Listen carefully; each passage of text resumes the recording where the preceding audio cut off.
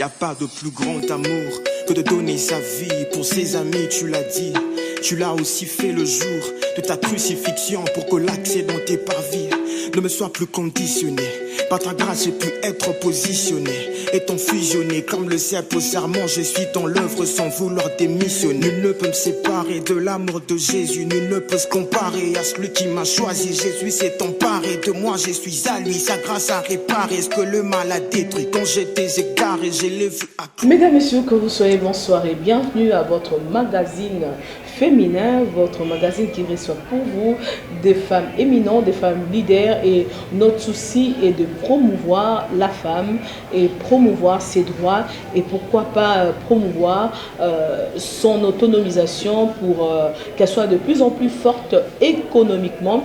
Et aujourd'hui, nous avons changé de cadre, nous sommes allés à la rencontre d'une digne de ces pays. Elle fait la fierté, elle est jeune, elle fait la fierté de son pays, elle s'investit dans l'éducation. C'est dans ces cadres-là que nous sommes allés en sa rencontre.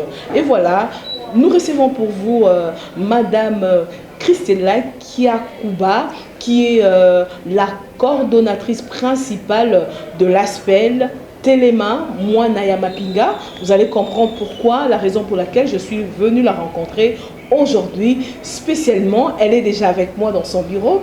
Bonsoir madame. Bonsoir madame. Et comment se porte la santé de votre structure? Ça va. Et pas plus tard que 2 semaines, je vous ai vu voler à la vedette de toutes les télévisions. Et voilà, on m'a dit que vous venez à peine de réhabiliter 2 salles de classe d'une école des enfants militaires. Nous n'avons pas réhabilité, nous avons construit 2 salles de classe. Nous avons viabilisé, nous avons équipé les salles de classe que nous avons construites. Qu'est-ce qui vous a motivé quand même à le faire? D'abord, je suis fille d'un policier. Quand je le fais dans le cadre de l'association Téléma Mwana Mapinga, dont je suis la coordonnatrice principale, aussi la fondatrice. Petite que j'étais, dans différents camps où nous sommes passés dans différentes provinces, j'étais victime d'une certaine discrimination. Chez nous à la maison, on vivait que les inégalités sociales. Quand tu es fils d'un militaire ou fille d'un militaire, soit d'un policier, ça veut dire que vous êtes là, malgré le loyal service qu'ils rendent nos parents à la République. Mais chez nous, il n'y a que le désespoir, c'est la désolation, c'est le manque de tout, manque de logements avec conditions humaines, des écoles avec conditions inhumaines, en fait tout. Dans les camps, c'est tout ce qu'on appelle la pauvreté au vrai sens du mot. Peut-être le désespoir, la désolation. Et je disais toujours aux gens qu'il faudrait que les choses changent. Un jour, les choses changeront. Je ne savais pas comment les choses vont changer. À l'époque, j'étais petite. Mais je me disais que les choses changeront tôt ou tard. Et à un moment, je me rappelle, j'étais en jeu 3, à l'IFASIC. Je m'étais décidée de créer une association qui va parler des enfants de militaires et policiers, qui va redorer l'image suée des enfants de militaires et policiers, qui va conscientiser les enfants de militaires et policiers, qui va démontrer aux gens les problèmes, racines, qui font naître les conséquences que les autres personnes voient. Ce sont ces conséquences-là qui font à ce que les gens aient une certaine connotation pour les enfants de militaires et policiers. Les gens se limitent aux conséquences, alors qu'à toute conséquence, il y a une cause. Et quelle est la cause selon vous? Les mauvaises conditions de vie, au vrai sens du mot. Les mauvaises conditions de vie, les inégalités sociales. Les inégalités sociales sur toutes ces sortes. Les inégalités à l'éducation, à l'emploi, à la rémunération, à la santé, toutes ces sortes d'inégalités-là, c'est ce que nous vivons. C'est ce que moi j'ai vécu dans des camps comme fille d'un policier. C'est ce que les autres continuent à vivre jusqu'à présent. Alors vous êtes donné la peine d'arrêter ce genre de vie? Ensemble avec d'autres enfants des militaires et policiers, nous nous sommes réunis pour nous battre, pour exposer sur la place publique ce que nous vivons. Peut-être que les gens ne sont pas au courant, les gens ne sont pas informés, raison pour laquelle les gens nous taxent de tout le monde. Je me suis dit, il faudrait d'abord commencer par faire connaître, faire savoir ce que nous vivons. Les mots, les causes, disons. Ouais. Les causes, des conséquences que les gens déplorent à notre sujet. Et c'est comme ça. On vous entend parler, ça me fait penser au cours de nouveaux paradigmes qui parlaient des stimulus-réactions. Ouais. Donc, à chaque cause, il y a toujours un effet. Ouais. Donc, la vraie cause, le problème, c'est des inégalités sociales. Et ayant subi ces inégalités-là, vous êtes mise à la peau de tout le monde pour essayer de trouver solution. Et lorsque vous menez des actions sur le terrain, est-ce que vous êtes vraiment entendu?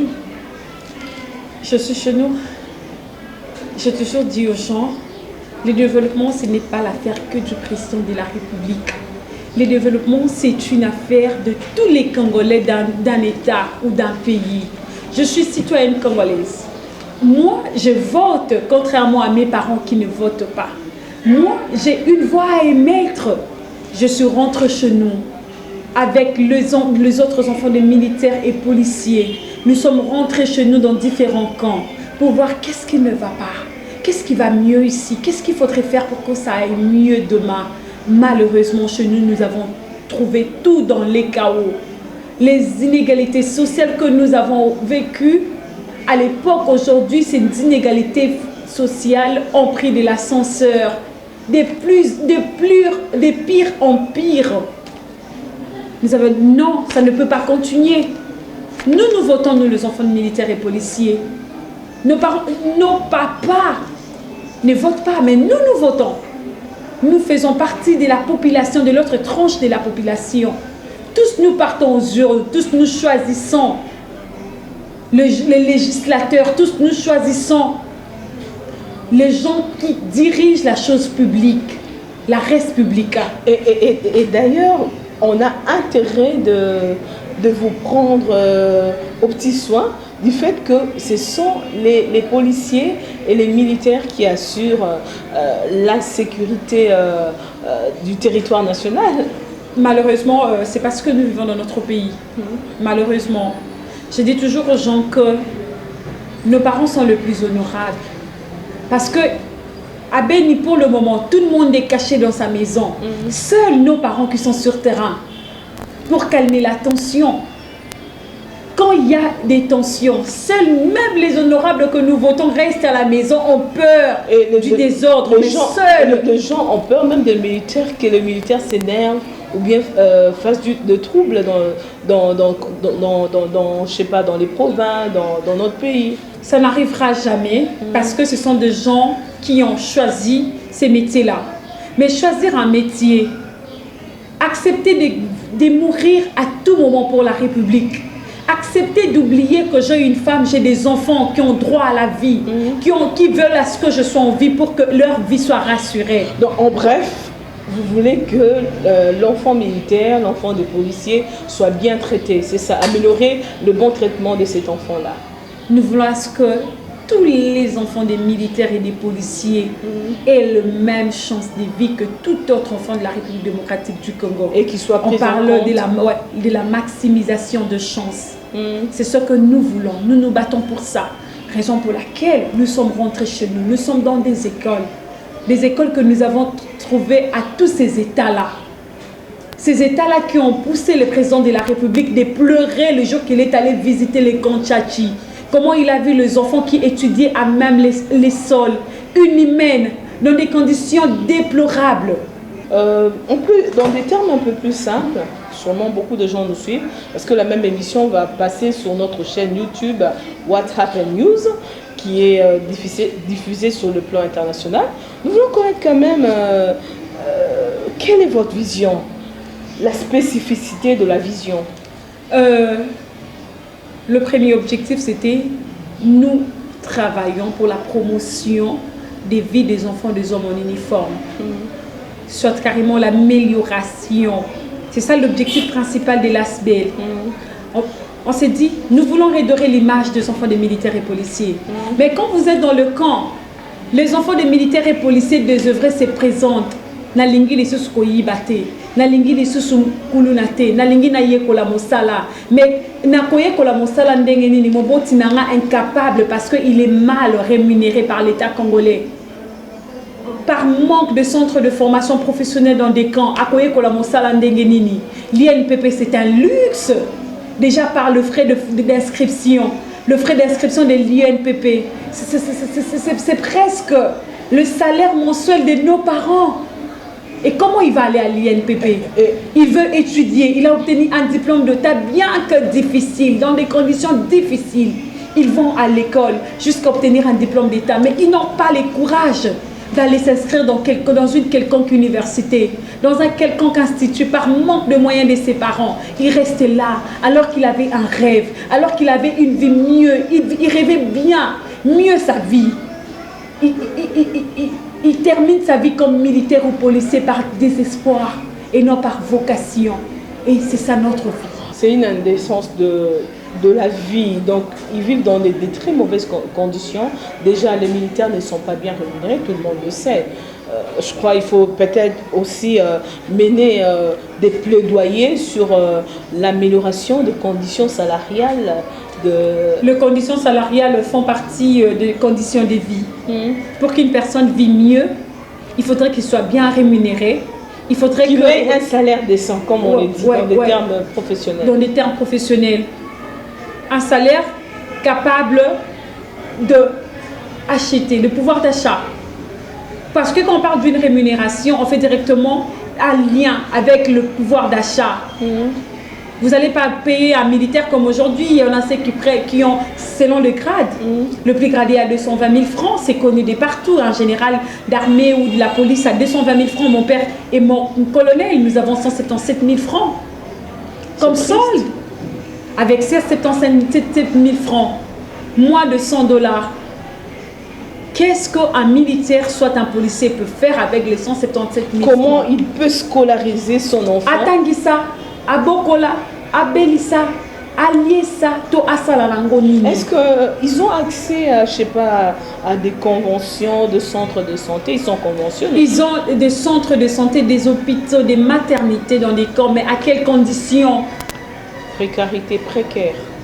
Même vous ne pouvez pas aller dans ces conditions-là. Mais ils sont obligés, on les laisse, ils n'ont pas d'autre choix parce qu'ils n'ont que ça. Malgré eux, ils vont dans ces conditions-là. Et là, je sens la voix d'une mère, d'un enfant qui est vraiment révolutionné, qui veut à tout prix qu'il y ait un changement, comme vous l'avez bien dit à l'introduction de notre émission. Je crois au changement.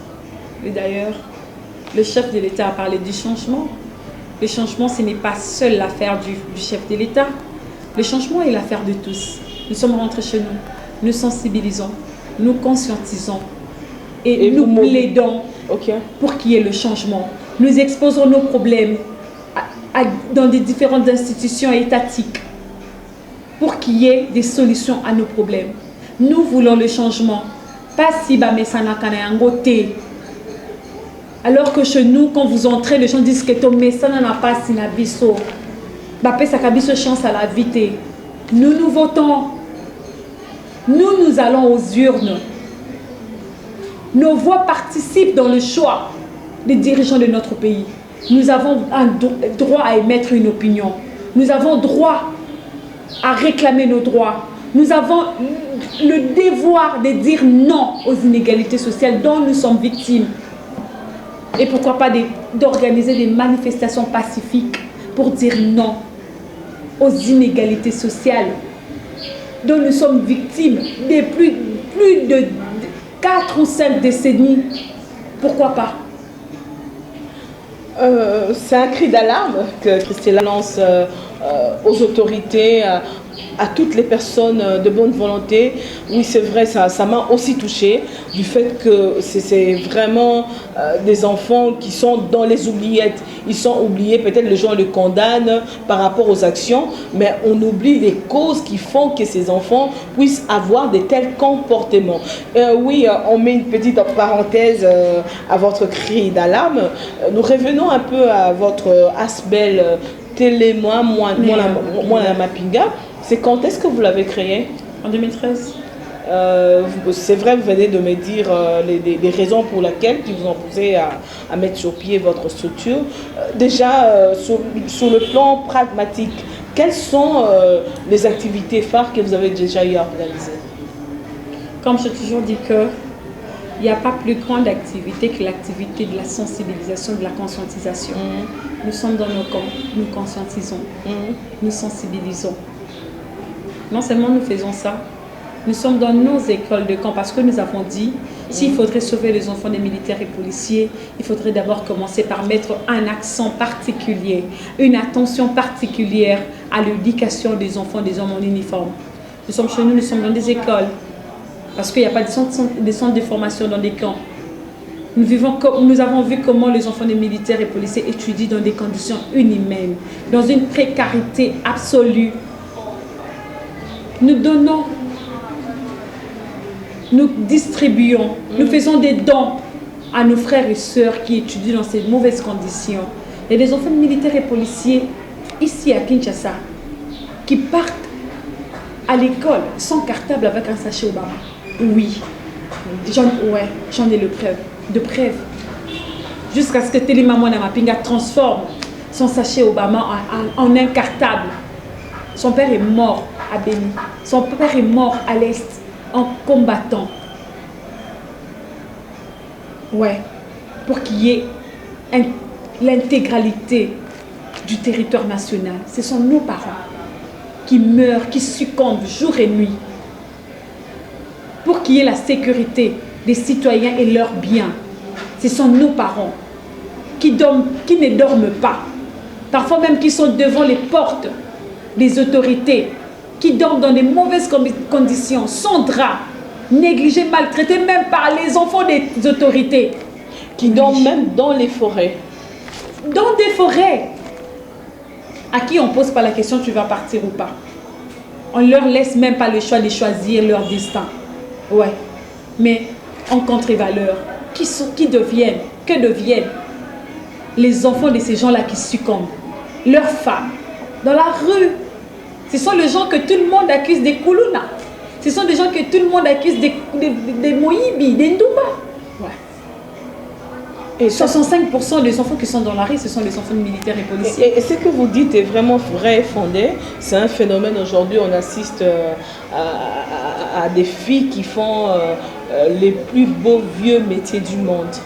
Quand je le dis, vous avez la peine de le dire, Kindumba, c'est plus les filles qui habitent les camps, qui n'ont pas assez de moyens de survie. Et la nuit, ces filles se transforment en des filles qui offrent à des filles des sexes. Ventre affamé n'a pas d'oreille.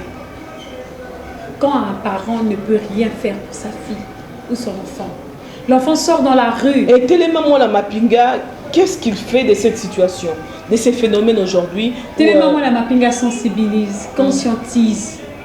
Mais Téléma Mwana Mapinga ne peut pas répondre aux besoins de tous ces enfants-là. Parce qu'il n'y a qu'une seule raison, c'est la faim. Ce sont les mauvaises conditions de vie qui leur exposent. Il faudrait réinstaller les centres de formation dans des camps. Il faudrait récupérer les filles mères qui vivent dans le camp. Il faudrait donner du boulot. Il faudrait aider ceux qui veulent continuer les études. Mais Téléma Mwana Mapinga, on n'a pas le moyen. Mais nos parents travaillent pour l'État congolais. Nos parents meurent pour qu'il y ait sécurité dans le pays.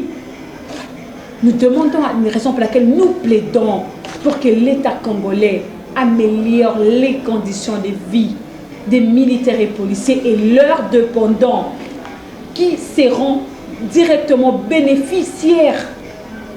C'est ça l'objectif. Et apparemment, vous vous impliquez, vous spécifiez plus dans votre champ d'action sur l'éducation et la formation des enfants, des militaires et des policiers? La formation professionnelle est inclue dans l'éducation. Qui on peut devenir sans être instruite, sans être éduqué? Qu'est-ce qu'on peut devenir? L'éducation aujourd'hui, c'est les socles d'une société, du développement des États. C'est pas pour rien qu'on dit que si on veut détruire un pays, une nation, il faudrait commencer par détruire son éducation, l'éducation, le système éducatif. Ouais. Alors que nous, on ne nous a pas donné la chance d'obtenir ne fût-ce qu'un certificat. Peut-être aujourd'hui, grâce à la gratuité de l'enseignement que nous avons plaidé. J'ai eu à pleurer sur un plateau de télévision qu'on nous donne ne fût-ce que la gratuité de l'enseignement dans nos écoles de camp. Mais aujourd'hui, c'est contesté. Certains politiques, certaines églises qui fustigent cette gratuité qui... Je ne connais pas du tout les raisons, je ne condamne pas, mais nous, de notre côté, témoins oculaires de la déperdition scolaire, témoins oculaires du taux élevé de la déscolarisation dans nos camps, nous ne pouvons que soutenir cette mesure du chef de l'État. Cette mesure vient soulager les hommes en uniforme. Cette mesure a donné de l'espoir aux enfants des hommes en uniforme, bien que nous plaidons qu'il y ait gratuité de l'enseignement pour tous les enfants des militaires et policiers jusqu'à obtenir un diplôme d'État. Raison pour laquelle nous avons même construit des salles de classe dans nos écoles de camp. Nous sommes partis distribuer des tôles dans des écoles de camp où il n'y avait pas de toiture. Pourquoi? Parce que nous avons l'obligation de soutenir cette mesure parce que nous sommes le plus grand bénéficiaire.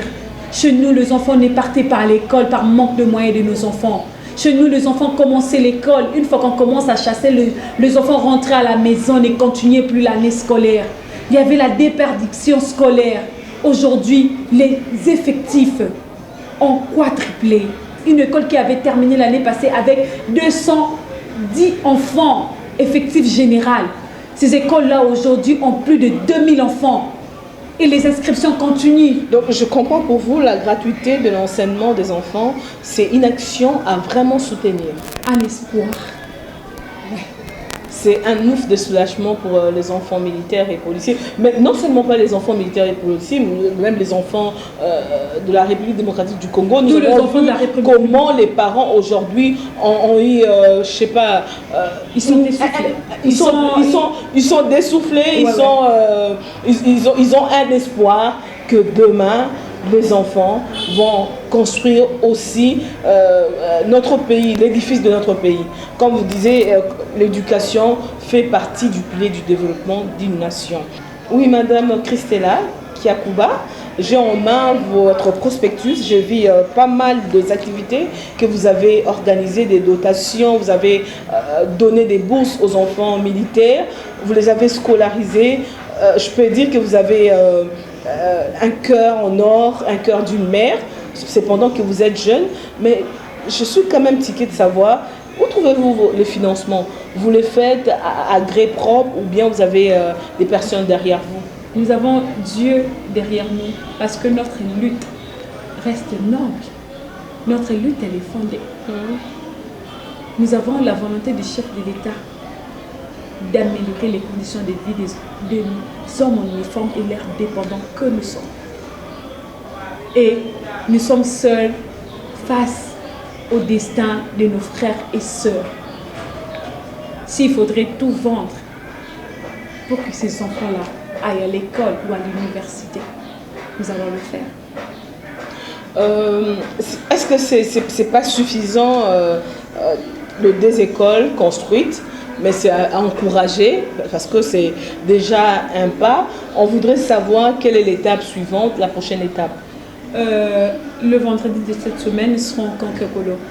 Avec la gratuité de l'enseignement, les salles des classes sont surpeuplées. Les enfants étudient à même les sols.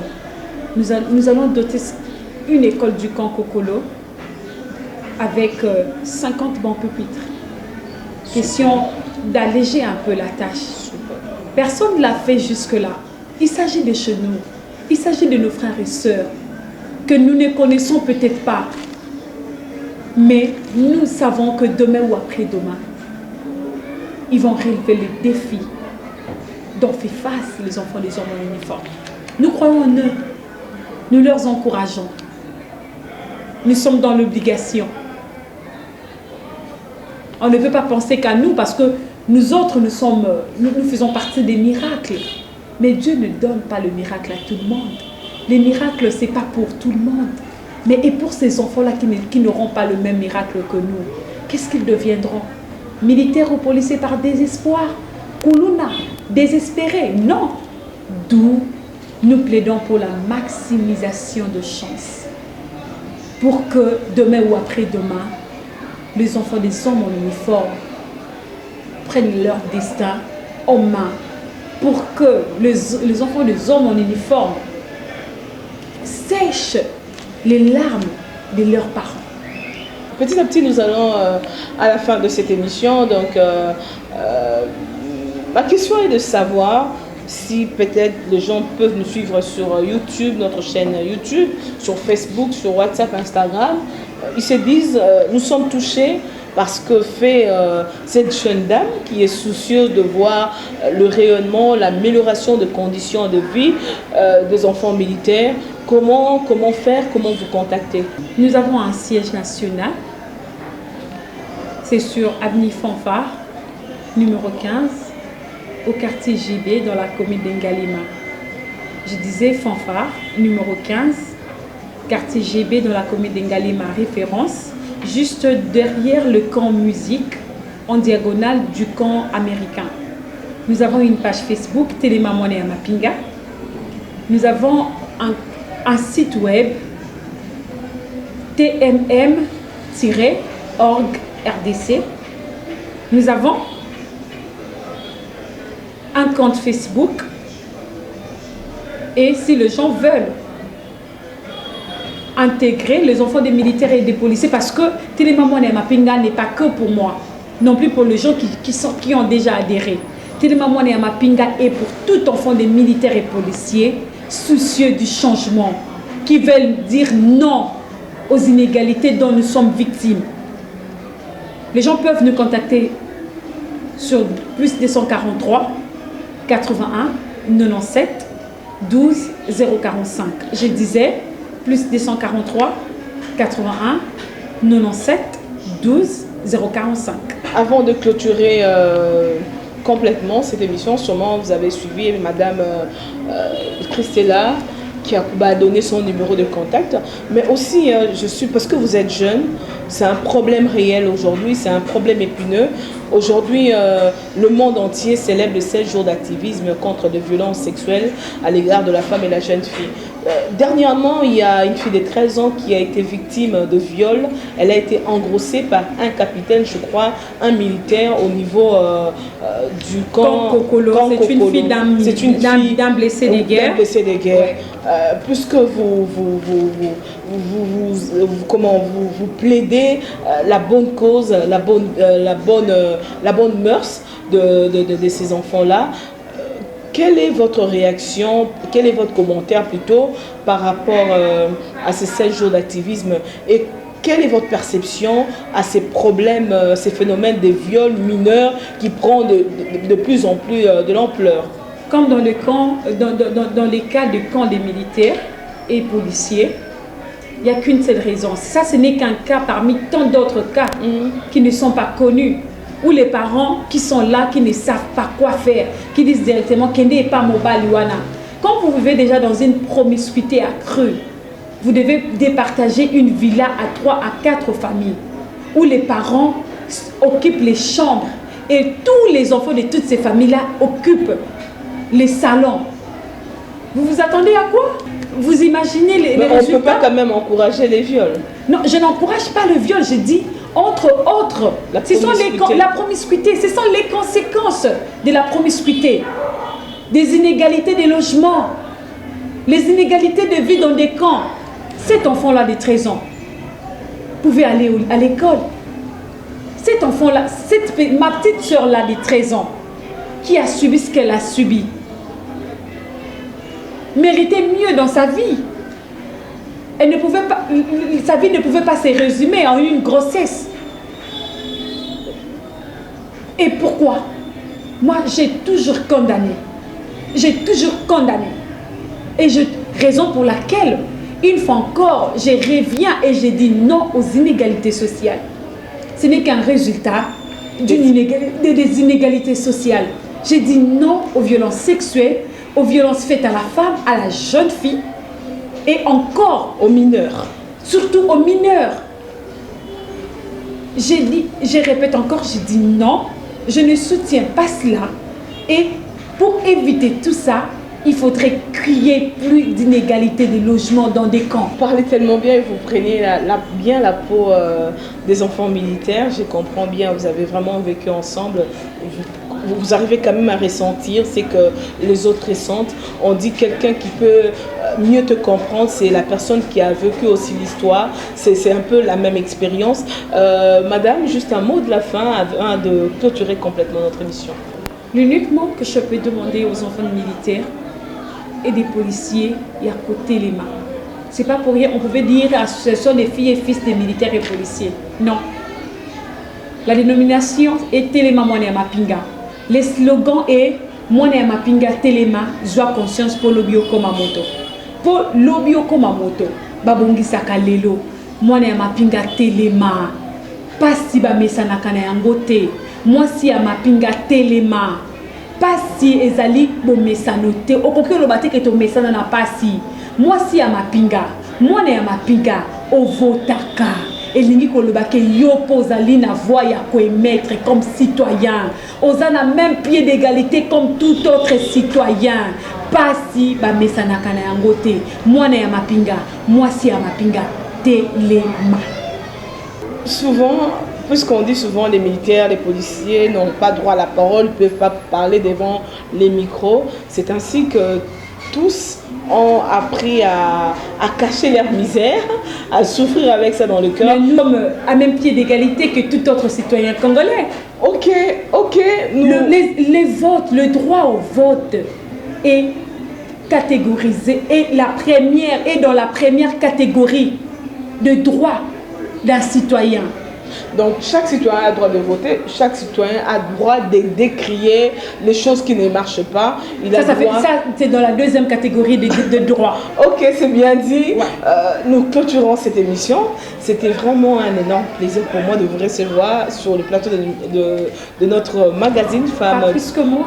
Femmes de Tropique. En tout cas, vous êtes parmi les rares femmes qui ont le courage d'affronter, de dire la vérité en face. Ok, c'est parti. Akufa vi mobimba. Ce que ebise ke na koboma, ko ebise ke na keka kope mapona akufa vi mobimba. Mesdames et messieurs, c'est bien dit. C'est par ce mot que nous mettons un point final à cette émission. Merci à vous, Christella. Merci, madame. Merci d'avoir répondu à cette invitation, malgré vos multiples occupations. C'est à nous de vous remercier. Le rendez-vous est pris pour la semaine prochaine. Restez branchés sur notre chaîne Numérica TV et sur votre chaîne YouTube What Happened. Il n'y a pas de plus grand amour que de donner sa vie pour ses amis, tu l'as dit. Tu l'as aussi fait le jour de ta crucifixion pour que l'accès dans tes parvis ne me soit plus conditionné. Par ta grâce, j'ai pu être positionné et ton fusionné comme le ciel.